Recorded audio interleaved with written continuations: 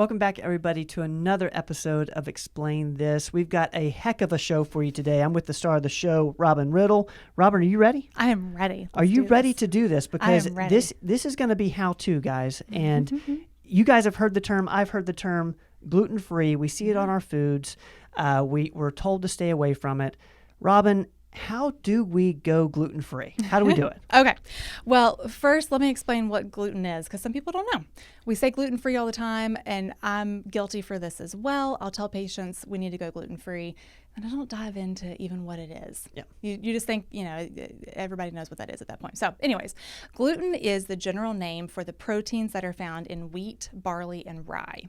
So gluten is what acts like a glue in food. That's why so much gluten-free food can be kind of dry and crumbly and maybe not quite as appetizing as the regular version of it. Yes. Because gluten is that glue. But gluten is what people who have celiac respond to. They have an autoimmune reaction to gluten.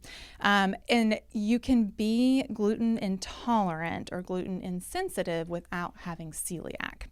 Okay. So lots of people can develop intolerances. Lots of people can have chronic inflammation from the consumption of gluten without having celiac. Okay. So there is a distinguishing mark there. Personally, I'm gluten-free. I've been gluten-free for several years. I don't have celiac, but I have a major intolerance to the point now that if I even touch it, I can tell that I've been exposed. Interesting. So yeah. Like literally touch it?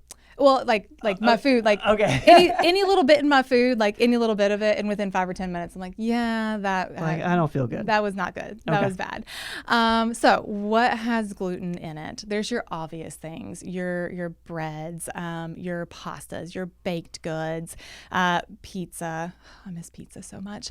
Pasta, cereal. But then you get into things like malted things, so malted vinegar, malted milkshakes. You wouldn't think a milkshake would have gluten, but it can. Beer, of course. Some oats can have cross-contamination with gluten. Any thickened soups, like a cream-based soup or the one that have like a roux in the base of it, that's made with flour. What I really want people to think about, because those tend to be a little bit more obvious, hidden sources of gluten as well. So soy sauce has wheat in it. Okay. So then teriyaki, unless you can find one that says it's gluten-free. Your marinades, a lot of marinades for different things. Some taco seasonings are going to have it. Some cooking sprays even can have wheat in them and therefore not be gluten-free. Interesting. Beef jerky, if it has soy sauce or teriyaki. Oh, no. Even French fries. You have to be careful with French fries. If they're like extra crunchy, it's because they've put wheat on the outside of them to make them more crunchy. Oh, man, this is a depressing episode. So truly going gluten-free, you really have to dig into what your hidden sources can be. Okay. And it just takes an extra step. There are gluten-free alternatives for everything. Are they all as good as the original? No. I've yet to find a good gluten-free pizza. If somebody knows of one, please send it to me. Like, I really miss pizza. But there's gluten-free alternatives for literally everything because it's such a common thing nowadays. So, you mentioned a bunch of things that we need to stay away from. What are some of those alternatives? What are you eating? Like, how are you getting through your day? Yeah, so I don't do a lot of bread, but if I do, there are gluten-free options. The one that I like is called Canyon Creek is the brand of it. They sell it at Kroger.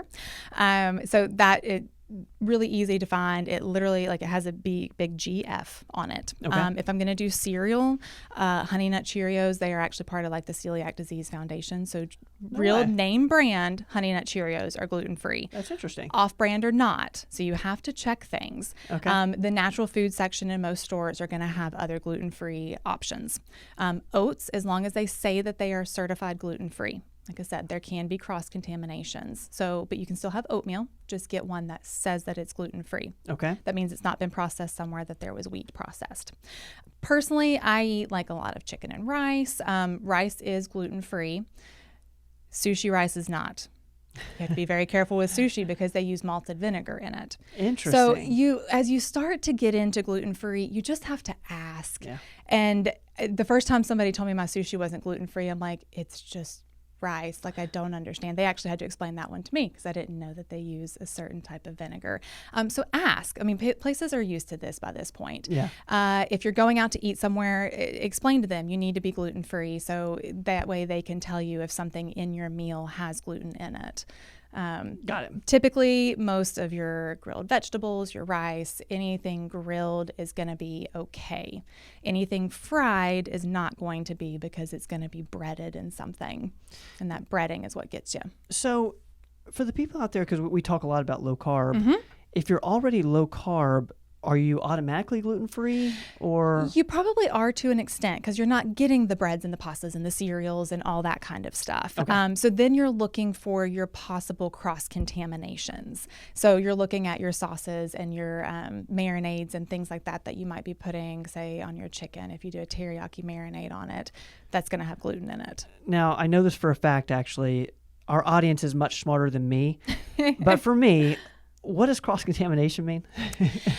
So cross-contamination, technically, I use that word kind of loosely. Cross-contamination means that you have your gluten-free food prepared with something that's not gluten-free. But Okay. So I'm using that slightly inappropriately there. You're getting an unknown source of gluten in your food if it's something like a sauce that you didn't check. So you've put it on there, you just didn't know that it had gluten in it. You have to check everything starting out. I was thinking it meant like, where, you look on a package and it was made in a facility with... Now, there is that possibility. Okay. So you'll look at the package and it will say, like, the ingredients do not say wheat on them, but then it will say made in a facility that processes wheat. That is a cross-contamination. That's where the oats come in, because a lot of oats are processed where barley and rye and wheat is processed.